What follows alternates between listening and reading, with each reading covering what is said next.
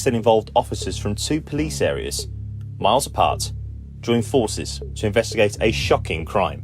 Officers at Gloucestershire Constabulary received a report of a suspicious car on the 12th of May last year. It was during lockdown and in a secluded area in the Forest of Dean. Local officers checked the registration and saw the car was registered to an address in Wolverhampton. They spoke to the driver, who said he was waiting for a friend. He was reminded of COVID regulations and sent on his way. Shortly after, other officers on patrol spotted a suitcase lying on the side of the road at the entrance of the quarry, not far from where the car was seen previously. The same car was seen travelling slowly towards it. Officers followed the vehicle and issued a fixed penalty to the driver for breach of COVID regulations. Meanwhile, other officers found that a woman was now with the suitcases. She was trying to stall them from opening them up.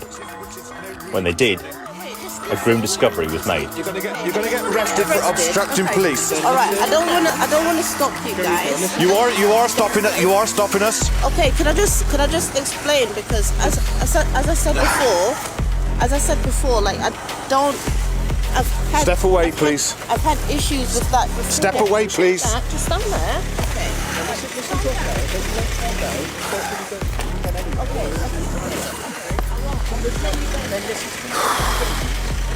What the?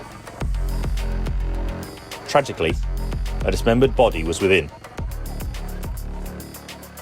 The woman, Garika Gordon, was arrested on suspicion of murder and taken into custody. Inquiries were carried out and officers established Gordon was from Birmingham.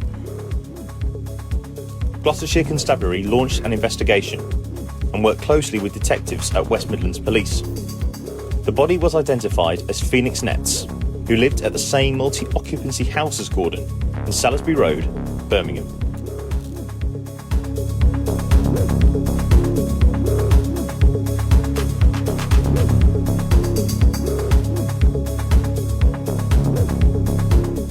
Detectives from West Midlands Police began investigating, and a forensic examination of the house took place. In addition to a painstaking trawl of CCTV, forensic examination of 2 mobile phones in Gordon's possession and some financial checks were carried out. Here's what we found. Phoenix was seen crossing the road to visit a friend on the 11th of April. This is the last footage we have of Phoenix. We believe she was tragically killed not long after. She had sent some text to one of her friends saying she felt worried about a girl who was making her feel uncomfortable. It's thought the last genuine messages sent by Phoenix were on the 14th or 15th of April. We believe after she was killed, Gordon took possession of her phone and sent messages to people, so not to arouse suspicion with Phoenix's family and friends. This was noted in an increased use of kisses at the end of messages. Specialist analysis of Phoenix's phone showed searches made on the 16th of April.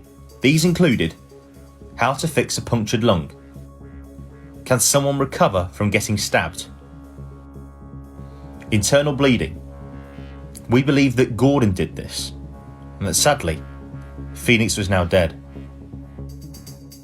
Other searches were made on her phone, including circular saw and waste removal. What we can see now is a man delivering a circular saw Gordon bought on Gumtree. On the 20th of April, we see a van arrive that collected carpet, a bed, and some black bags. On the 21st of April, Gordon was seen with a suitcase which she took into a taxi. Our CCTV trawl determined she was dropped off near the cemetery in Handsworth and returned home later that day without the suitcase.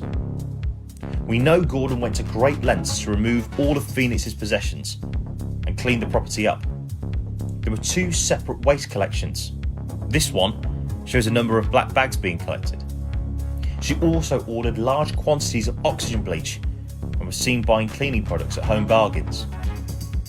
Gordon sent messages to Phoenix's housing officer saying she'd moved out. When the welfare officer tried to call to check everything was okay, she replied saying, "Please contact me by email." Later that day, Gordon downloaded an app called Audio Editor. A voice note message was sent to one of Phoenix's friends later that day. A further series of messages indicated she'd gone to London and wouldn't be returning to Birmingham anytime soon. Other CCTV obtained shows Gordon on her bike, making a trip to the cemetery in Handsworth and travelling back to Gloucestershire. It's at this point the suitcases were removed from where she'd hidden them in Handsworth and took to Colford. We next find her at a police station in Colford on the 27th of April. She says she's trying to meet a friend, but her phone has run out of charge. She asks for an iPhone charger, but hands over a Samsung phone.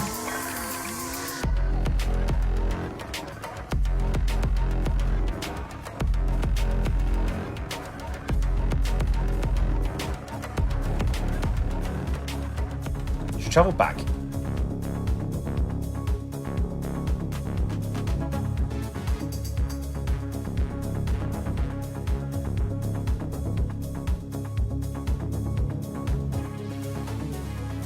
And was seen the following day in Home Bargains in Harborne, buying a sleeping bag and cleaning products.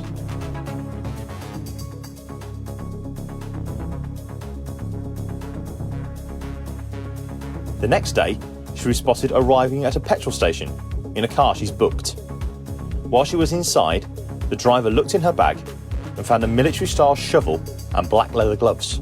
Spooked, he drove off with the bag. Unbelievably, Gordon reported this theft to us shortly after, but called us again a little later to say the bag had been returned.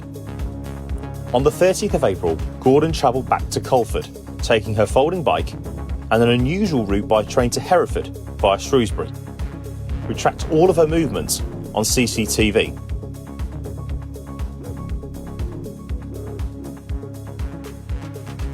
The following day, these searches were carried out on Phoenix's phone. Can a body burn to ashes with petrol?